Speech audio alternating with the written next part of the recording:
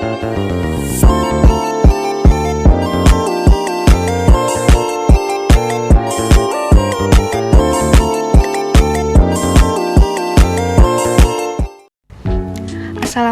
warahmatullahi wabarakatuh. Perkenalkan, nama saya Hyuna Diva dengan NIM 105401123422.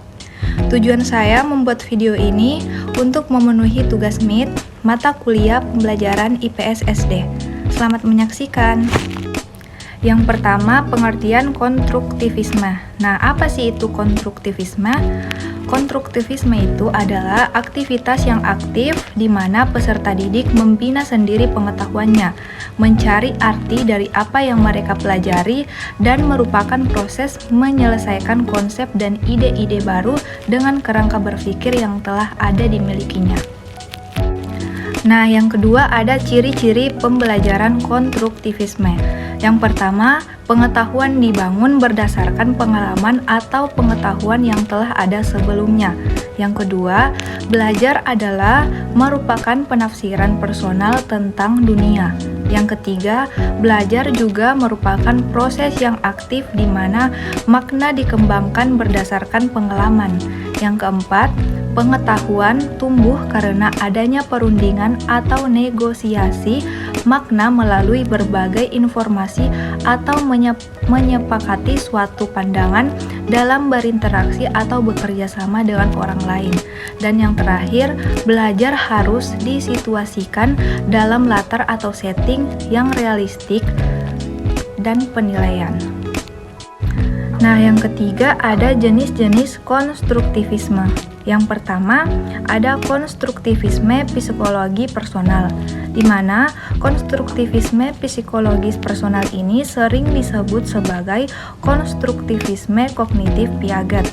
Menurut paham ini, konstruksi pengetahuan terjadi melalui proses organisasi dan adaptasi, di mana organisasi ini merupakan kemampuan organisme mensistematiskan atau mengorganisasikan proses-proses fisik atau psikologis menjadi struktur-struktur. Nah, yang kedua ada konstruktivisme psikologi sosial, di mana ini dikembangkan berdasarkan ide dari Vygotsky. Menurut paham ini, konstruksi pengetahuan terjadi melalui interaksi sosial antara siswa.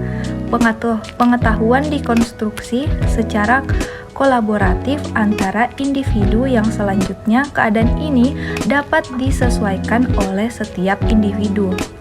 Nah, yang ketiga ada konstruktivisme sosiologis, di mana konstruktivisme sosiologis ini menekankan pengetahuan ilmiah sebagai konstruk sosial, bukan konstruksi individual. Dalam arti kata bahwa pengetahuan merupakan penemuan sosial dan sekaligus faktor dalam perubahan sosial. Yang keempat ada teori belajar yang mendukung pendekatan konstruktivisme. Yang pertama itu teori belajar perubahan konsep, di mana teori belajar perubahan konsep ini merupakan suatu teori belajar yang menjelaskan adanya proses evolusi pemahaman konsep siswa yang sedang belajar. Pada mulanya, siswa memahami sesuatu melalui konsep secara spontan. Nah, pengertian spontan ini merupakan pengertian yang tidak sempurna, bahkan belum sesuai dengan konsep ilmiah, dan harus mengalami pengertian yang logis dan sistematis, yaitu pengertian ilmiah. Yang kedua ada teori belajar bermakna Ausubel, di mana David Ausubel ini terkenal dengan teori belajarnya yang disebut dengan teori belajar bermakna. Belajar bermakna ini adalah suatu proses di mana informasi baru dihubungkan dengan struktur pengertian yang sudah dipunyai seorang yang sedang belajar. Yang ketiga ada teori belajar Brunner. Menurut Brunner, pembelajaran adalah proses yang aktif di mana pelajar membina ide baru berdasarkan pengetahuan yang lampau. Selanjutnya, Brunner menyatakan bahwa mengajarkan sesuatu bahan kajian adalah siswa untuk membuat siswa berpikir untuk diri mereka sendiri dan turut mengambil bagian dalam proses mendapatkan pengetahuan. Dan yang keempat, teori skemata. Skema adalah abstraksi mental yang digunakan untuk mengerti suatu hal dan menemukan jalan keluar atau memecahkan persoalan. Menurut teori skema, pengetahuan itu disimpan dalam suatu paket informasi atau skema yang terdiri atau satu set atribut yang menjelaskan objek tersebut. Maka dari itu, membantu kita mengenal objek atau kejadian itu.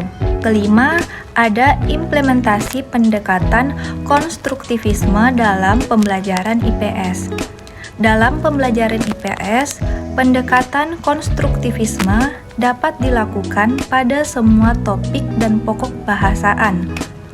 Nah, pada saat guru menggunakan pendekatan ini, mereka dapat membahas dan mengkaji topik yang dimunculkan oleh guru dan siswa saat kegiatan berlangsung. Fungsi guru dalam pendekatan konstruktivisme ini adalah sebagai fasilitator dengan memberikan peluang kepada siswa untuk membangun pengetahuan yang telah mereka miliki sebelumnya. Kemudian, guru dapat menghubungkan materi pelajaran dengan situasi dan kondisi siswa. Yang terakhir ada metode mengajar dalam pendekatan konstruktivisme. Nah, ada berbagai metode yang dapat digunakan seorang guru dalam kegiatan pembelajaran. Di antaranya ceramah bervariasi, tanya jawab, diskusi, pemberian tugas, bermain peran, karya wisata, kerja kelompok, dan demokrasi.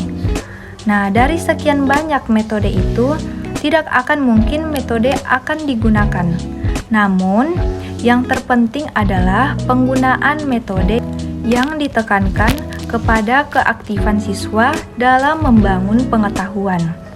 Nah, metode pembelajaran yang dapat diterapkan dalam pembelajaran yang menggunakan pendekatan konstruktivisme adalah metode inquiry.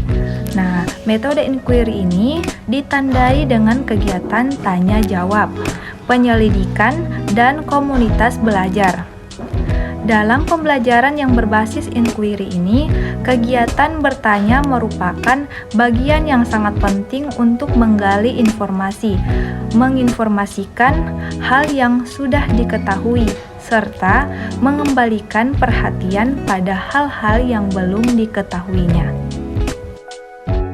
Nah, itulah tadi penjelasan mengenai pendekatan pembelajaran konstruktivisme. Lebih dan kurangnya mohon dimaafkan. Wassalamualaikum warahmatullahi wabarakatuh.